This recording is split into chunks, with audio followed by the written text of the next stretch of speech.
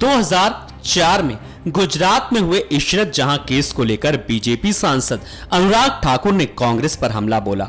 लोकसभा में कार्यवाही के दौरान अनुराग ठाकुर जमकर बरसे कांग्रेस पर और राहुल और सोनिया के सदन में नहीं रहने पर भी अनुराग ठाकुर ने निशाना साधा। उन्होंने कहा कि जो काम इशरत नहीं कर पाई उसे करने में अब कांग्रेस जुट गई है। लोकसभा में अनुराग ठाकुर इशरत के मामले में काफी आक्रामक रहे और कांग्रेस के इशरत केस में एफिडेविट बदलवाने को लेकर कांग्रेस की मंशा पर सवाल उठाए। धन्यवाद मैडम स्पीकर। नो बेटर आपने बहुत महत्वपूर्ण विषय पर बोलने का आज मौका दिया है। मुझे केवल इतना पूछना है मैडम, जो लोग अभिव्यक्ति की आजादी की बात करते हैं वो इशरत जहां के केस पर चुप क्यों है, गायब क्यों है? टाइम्स नाउ की डिबेट पर उनके चैनल से गायब है। हाउस में डिबेट हो तो सोनिया जी, राहुल जी गायब है। अगर टाइम्स नाउ अगर आरटीआई फाइल करती है कि वो फाइल चाहिए, अगर वो फाइल चाहिए कि जहां पर वो नोटिंग है कि कहां से वो किस मंत्री ने वो लिखवाया था, एफिडेविट चेंज किसने करवाया, तो आज वो फाइल भी गायब है मैडम। वो फाइल भी गायब है, वो फाइल ही गायब कर दी कि किस तरह से मंत्री ने उसकी नोट को चेंज कराकर एफिडेविट को गायब करवाया। अरे क्या क्या गायब करोगे, अरे क्या क्या गायब करोगे मैडम, ये पूछने का मेरा अधिकार है। आखिरकार अगर 2004 में आईबी को ये जानकारी थी कि देश के बाहर से आतंकवादी संगठनों ने मिलकर, लश्कर-ए-तोयबा ने 4 लोगों ने मिलकर, जिसमें इशरत जहां भी थी, उन्होंने गुजरात के बड़े नेता को खत्म करने का प्रयास किया, उसी मकसद के साथ गुजरात में आई, तो राहुल भैया के पूछते, भैया आइए आप अपना आइडेंटिटी कार्ड बताइए, क्या होगा? मैडम ये जो बात की जाती है कि आप पहले पूछिए कि वो टेररिस्ट है या नहीं है, यही लोग है मैडम जो उसके बाद कहते हैं कि टेररिस्ट को तो कह देते हैं गुरु शहीद है, तो जुडिशियल किलिंग कहा जाता है। अगर आतंकवादी को खत्म नहीं करोगे तो आतंकवादी जिस तरह से इसको खत्म करने आया था, तो अफजल गुरु जैसे और आदमी आकर इसको भी खत्म कर देंगे। हम क्या करना चाहते हैं, मुझे इस बात का जवाब चाहिए madam.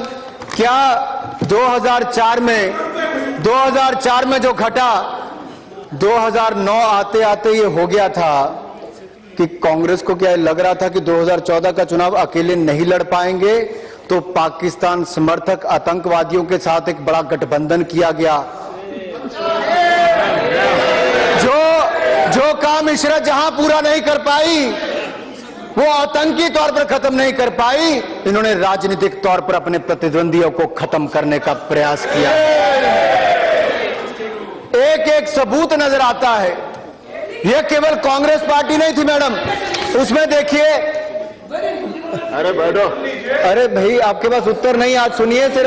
Anurag ji, madam गाजवा times ने सीधे तौर पर लिखा है कि इशरत जहां पहली महिला आतंकी है लश्कर-ए-तोयबा की जो शहीद हुई, वो श्रद्धांजलि देते हैं। आपके पहले एफिडेविट में होम मिनिस्ट्री मानती है कि वो 4 एलईडी की सहयोगी थी, उसमें थी। डेविड कोलमैन हेडली कहता है कि हाँ वो चारों में इशरत जहां थी।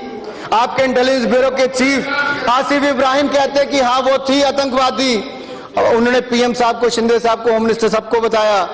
बार बार आपके नारायण जी जो पूर्व में एनएसए के थे इंचार्ज, जो गवर्नर भी हैं, फॉर्मर आईबी के ज्वाइंट डायरेक्टर राजेंद्र कुमार जी, अगर ये सब लोगों ने कहा, सारी दुनिया कहती थी कि इशरत जहां आतंकवादी है, लेकिन कांग्रेस पार्टी के नेता उसको आतंकवादी नहीं मानते थे।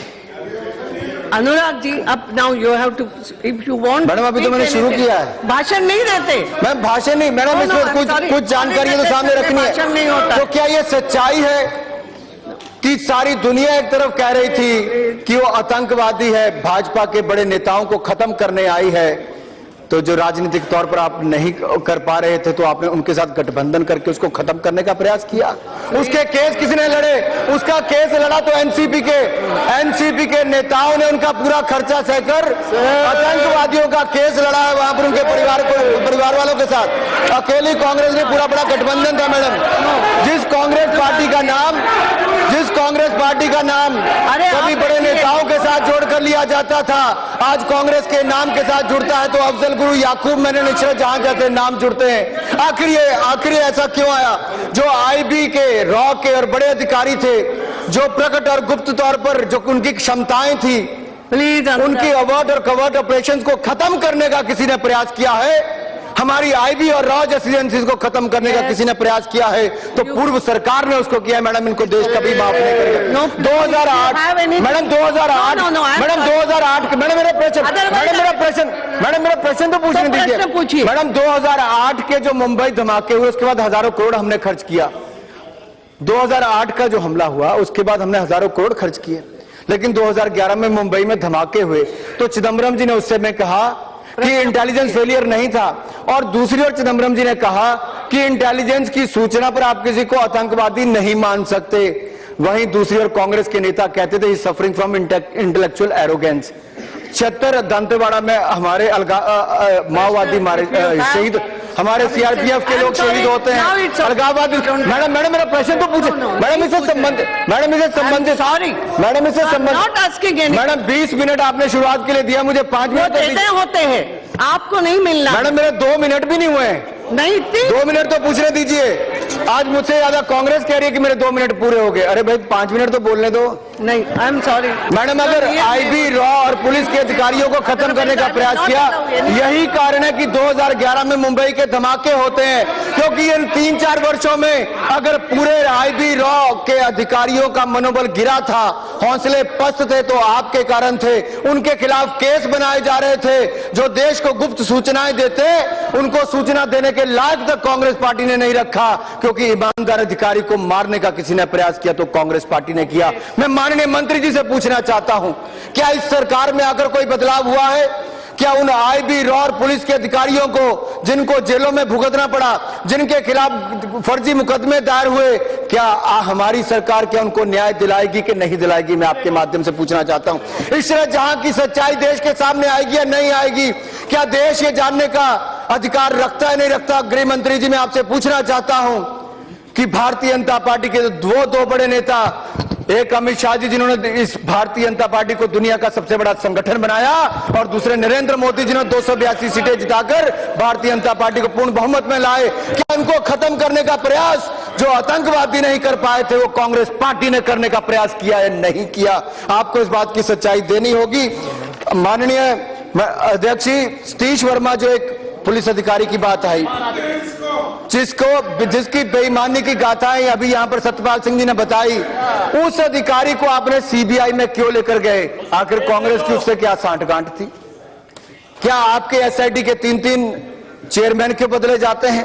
क्या आप उन पर दबाव बनाते थे भारतीय जनता पार्टी के अधिकारियों को जेल में डालने का, उनका राजनीतिक भविष्य खत्म करने का?